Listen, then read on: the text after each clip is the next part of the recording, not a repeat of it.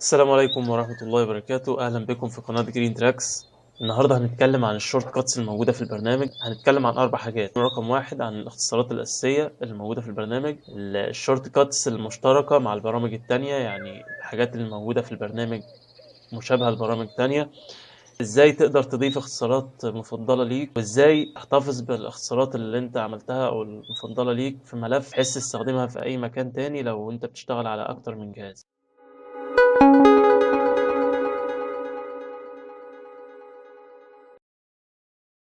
رقم واحد الاختصارات الأساسية من على شمال الكيبورد. نبدأ بحرف الكيو. حرف الكيو للروتيشن، لو هنعمل تدوير لأي مجسم حدد نقطة الأساس البيز بوينت هي اللي هندور فيها المجسم. لو دوسنا معاها كنترول هيعمل كوبي النسخة اللي احنا هنعملها من المجسم، هي اللي هنبدأ نحدد زاوية الدوران بتاعتها. ريزر. حرف الإي.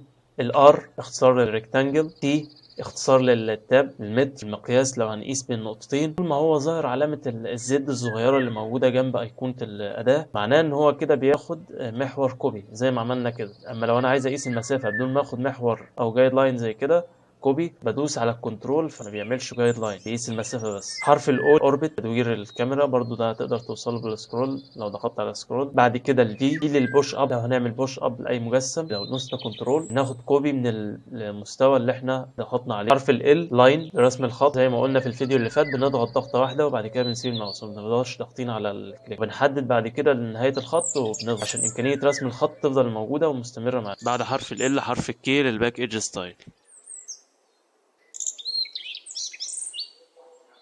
اتش الهاند. بعد حرف الاتش حرف الجي اختصار لعمل كومبوننت. حرف الاف للاوفست. بعد حرف الاف الاس السكيل، لو دوسنا شيفت بيحافظ على نسب الشكل، لو دوسنا كنترول بيظهر نقطة السنتر بوينت وبيغير سكيل المجسم بالنسبة ليها. بعد الاس حرف الاي للارك. في الارك تول بعد ما بنحدد نقطة بداية ونهاية الارك لو دوسنا كنترول ماينس اللي هي عند الارقام علامة الناقص، لو دوسنا كنترول وعلامة الناقص بيقلل من عدد السايدز او السيجمنتس الموجودة في الارك، لو دوسنا علامة الزائد يزود في السيجمنتس الموجودة في الارك. بعد حرف الاي حرف الزد زوم ان وزوم اوت، لو دوسنا سي سيركل برضو بنتحكم في عدد السيجمنتس الموجودة في السيركل من كنترول وماينس او كنترول وبلس. بعد حرف السي حرف البي. حرف البي لأداة البنت بوك، أداة تغيير الألوان والخامات. في المثال لو احنا عندنا المجسم ده وعايزين نغير خامة الخشب اللي فيه، نفترض اللون الأزرق، هندوس شيفت مع الضغط على بنت بوكيت غير كل حاجة بالخامة دي للون الأزرق.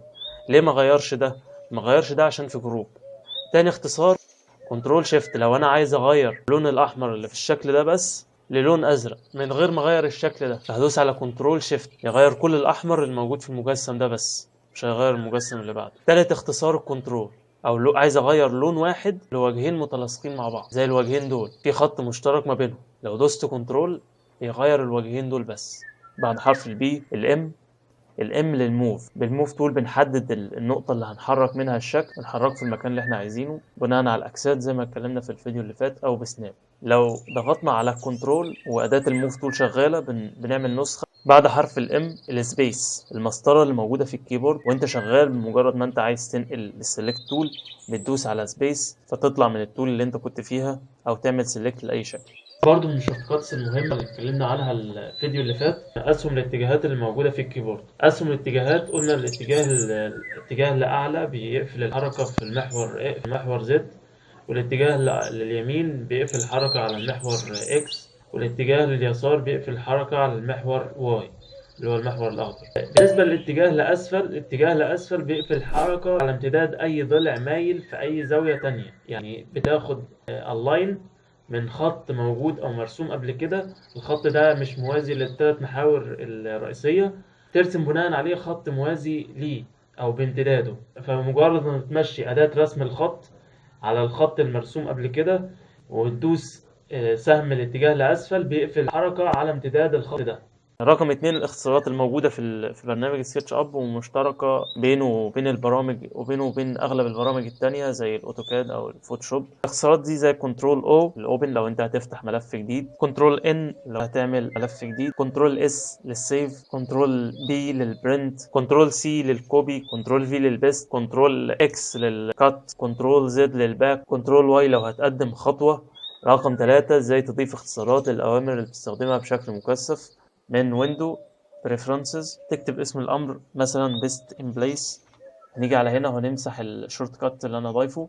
كده الامر دوت ملوش شورت كات. مجرد ما احنا حددنا الامر بندوس في الخانه المخصصه لاد شورت كات، اختار اي حرف مناسب ليا، او مثلا او شيفت وحرف او كنترول وحرف، بس مش اكتر من حرف. في الحاله دي انا هدوس على في، هدوس على علامه الزائد عشان ااكد الاختصار. هنا معناها ان الاختصار ده تم تاكيده، وان الاختصار دوت هينفذ الامر اللي احنا عاملين اختيار ليه. او ندوس على اوكي.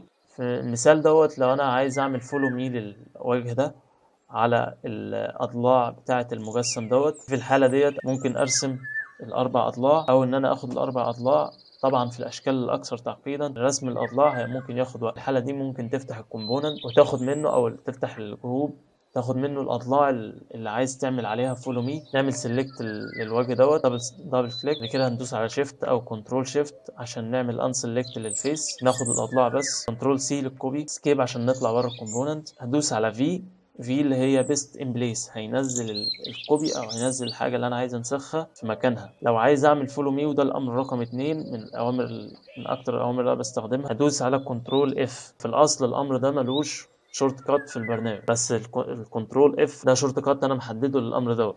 ولو دوست على كنترول اف اقدر اعمل فولو مي للفيس على الاربع اضلاع اللي انا حددته. الجروب دوت لو عايز اعمل له هايد، هدوس كليك يمين وهختار هايد.